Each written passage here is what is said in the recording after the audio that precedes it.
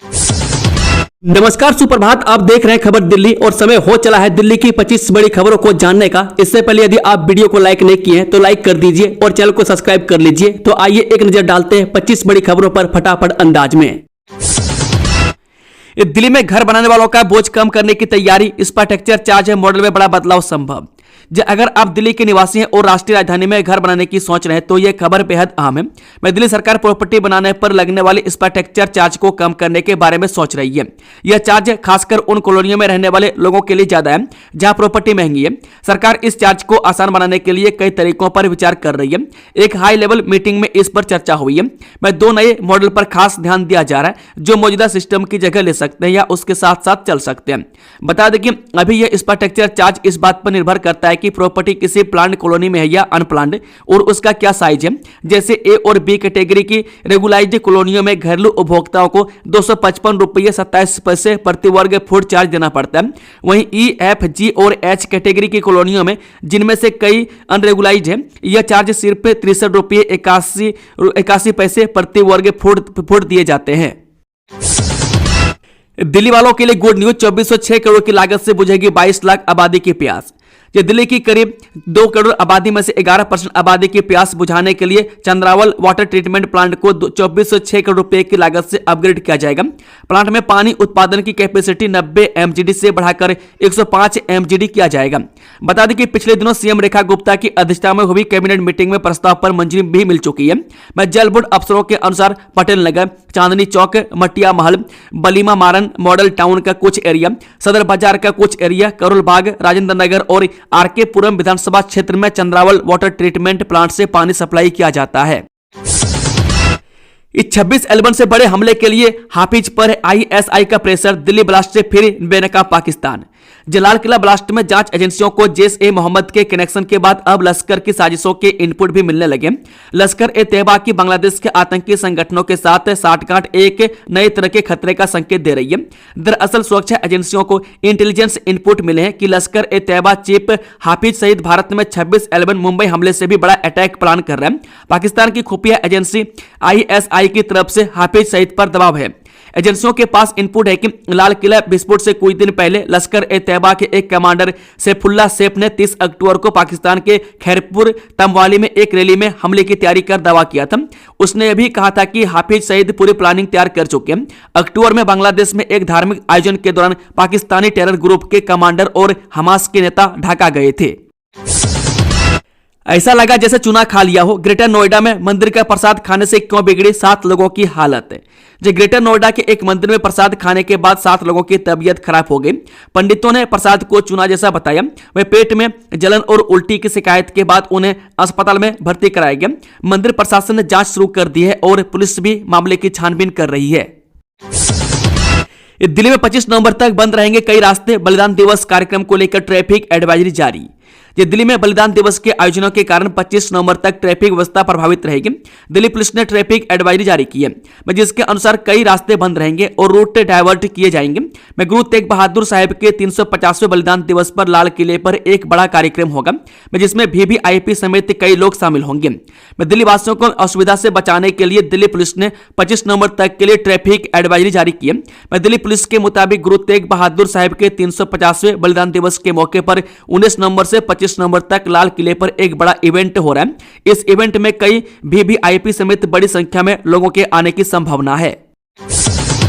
कई फीट नीचे धंस गई दिल्ली की यह सड़क, लोगों की जिंदगी पर मंडरा रहा खतरा।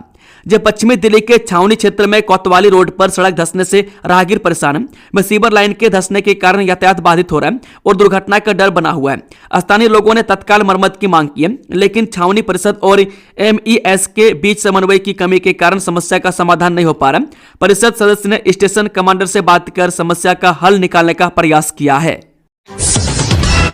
नवंबर दिसंबर में हो रही खेल प्रतियोगिताएं की जाए स्थगित, सुप्रीम कोर्ट की टिप्पणी के बाद सीएक्यूएम ने राज्य को लिखा पत्र।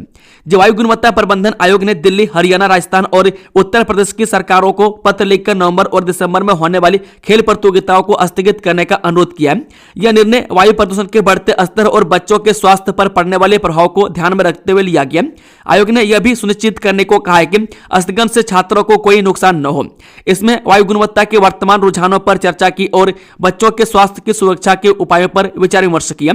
विशेषकर नवंबर और दिसंबर के सर्दियों के महीनों के दौरान इस बैठक के बाद CAQM ने दिल्ली, हरियाणा, राजस्थान और उत्तर प्रदेश की सरकारों को पत्र लिखकर यथोचित कदम उठाने को कहा है।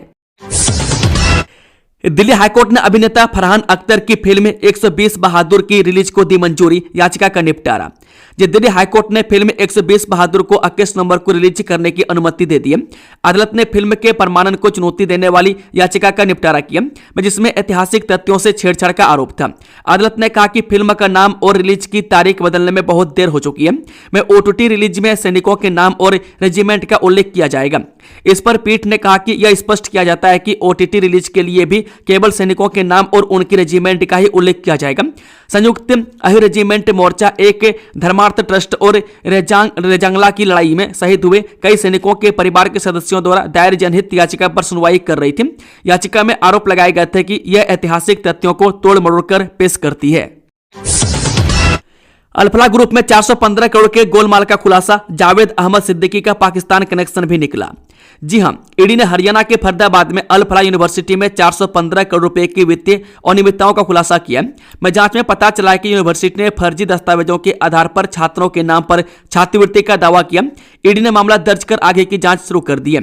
एक दिन पहले ट्रस्टियों और प्रमोटरों के खिलाफ दिल्ली NCR में एक साथ छापेमारी की गई थी। एक ही पैन नंबर पर engineering college, university, school of education and training और अल्फला चैरिटेबल ट्रस्ट के अकाउंट पाए गए हैं। दिल्ली में ताला चाबी गैंग का पर्दाफाश, 1.5 करोड़ की चोरी का खुलासा, 2 शातिर चोर गिरफ्तार। दिल्ली के शाहदरा जिले के कृष्णा नगर इलाके में हुई 1.5 करोड़ रुपए की सनसनीखेज चोरी का खुलासा स्पेशल स्टाफ पुलिस ने कर लिया। इस मामले में पुलिस ने महीनों से दिल्ली NCR में सक्रिय इंटर स्टेट ताला चाबी गैंग के 2 कुख्यात सदस्यों को गिरफ्तार करने में कामयाबी पाई है। खुलासे में सामने आया कि गैंग के सदस्य दिन में चाबी बनाने वाले बनकर कॉलोनियों की रेकी करते थे और रात के अंधेरे में ताबड़तोड़ वारदातों को अंजाम देते थे। पुलिस द्वारा गिरफ्तार किए गए आरोपियों से पूछताछ की जा रही है। साथ ही अन्य वारदातों का भी खुलासा किया जा रहा है। दिल्ली के पश्चिम बिहार की बदलेगी तस्वीर, CM रेखा गुप्ता ने 500 करोड़ की परियोजनाओं को दी मंजूरी। दिल्ली के पश्चिम बिहार क्षेत्र की तस्वीर अब बदलने वाली है। मुख्यमंत्री रेखा गुप्ता ने शुक्रवार को सकूर बस्ती विधानसभा के पश्चिम बिहार वार्ड में कुल 500 करोड़ रुपए के विकास कार्यों को मंजूरी दी। क्षेत्र में किए गए विस्तृत निरीक्षण दौरे के दौरान लिए गए इन फैसलों पर चांदनी चौक के सांसद प्रवीण खंडेलवाल ने मुख्यमंत्री के प्रति आभार जताया। CM रेखा गुप्ता के द्वारा मंजूर की गई इन परियोजनाओं से पश्चिम बिहार के कई इलाकों की तस्वीर अब बदल जाएगी। इन परियोजनाओं में जल भराव की समस्या को दूर करने के भी प्रयास किए जाएंगे, जिससे आम जन को परेशानी का सामना नहीं करना पड़ेगा। मेडिकल बोर्ड का काम सिर्फ यह है, सरोगेसी से बच्चा पाने के इच्छुक कनाडाई कपल को हाईकोर्ट ने दी बड़ी राहत। दिल्ली हाईकोर्ट ने सरोगेसी की मदद से माता पिता बनने के इच्छुक एक कपल को बड़ी राहत देते हुए उन्हें कनाडा से वर्चुअली पेश होने की इजाजत दे दी है, ताकि वे डिस्ट्रिक्ट मेडिकल बोर्ड के सामने सरोगेसी से जुड़ी कार्रवाई में हिस्सा ले सकें। इस बारे में आदेश देते हुए हाईकोर्ट ने कहा कि क्योंकि मेडिकल बोर्ड को इस मामले में मुख्य रूप से सिर्फ संबंधितों के मेडिकल रिकॉर्ड की जांच करनी है, इसलिए उसे इस स्टेज पर कपल की फिजिकल मौजूदगी पर जोर नहीं देना चाहिए। हालांकि कोर्ट ने कहा कि याचिकाकर्ताओं के अधिकृत प्रतिनिधि को पूरे मेडिकल रिकॉर्ड के साथ बोर्ड के सामने फिजिकली पेश होना होगा और इस दौरान अगर बोर्ड को कपल से कोई स्पष्टीकरण चाहिए होगा तो वर्चुअल बातचीत ही काफी होगी। डॉक्टरों इंजीनियरों के लिए देश विरोधी कामों में शामिल होना ट्रेंड बन गया, सुप्रीम कोर्ट में बोली दिल्ली पुलिस। दिल्ली पुलिस ने सुप्रीम कोर्ट में सुनवाई के दौरान कहा, डॉक्टरों और इंजीनियरों का देश विरोधी कामों में शामिल होना अब एक ट्रेंड बन गया।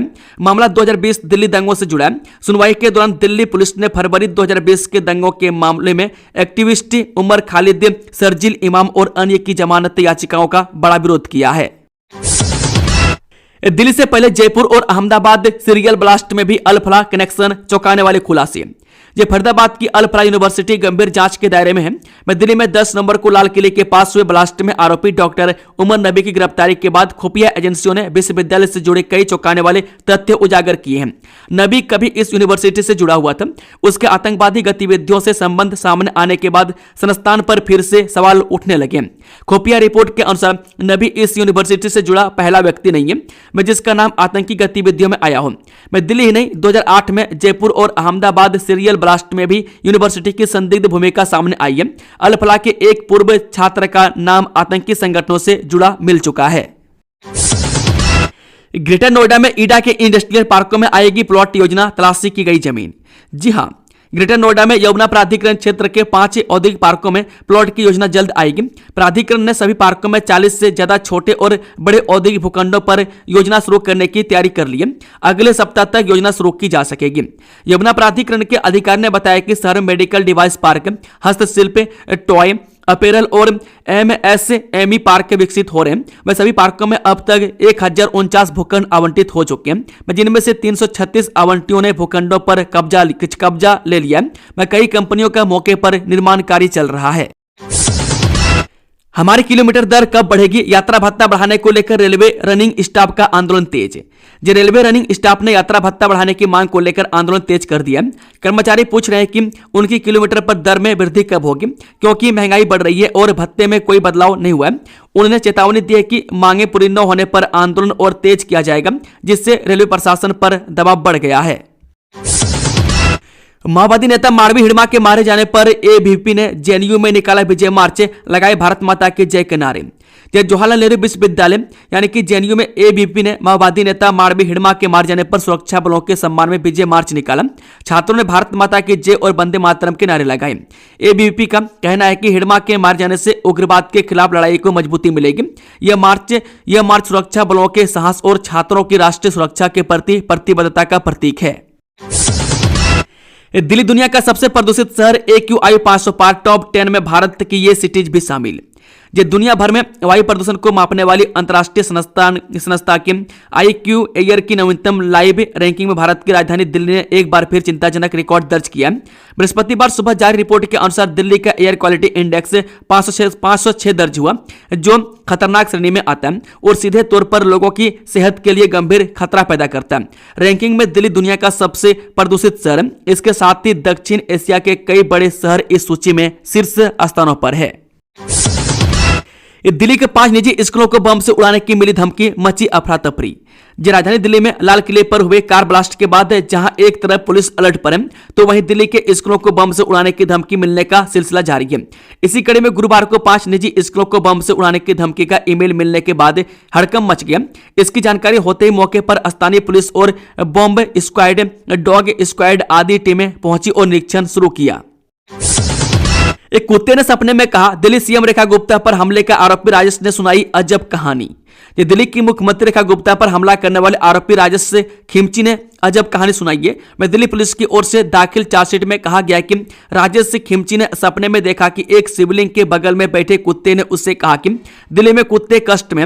मैं 30,000 कोर्ट का सेंसस कोर्ट इस मामले में 22 नवंबर को आरोप तय करने पर सुनवाई करने वाला एडिशनल सेंसस जज एकता गोबामान सुनवाई करेगा। दिल्ली महिला आयोग में भर्ती में गड़बड़ी के मामले में स्वाति मालीवाल के खिलाफ दर्ज मामले में एसपी का बयान दर्ज।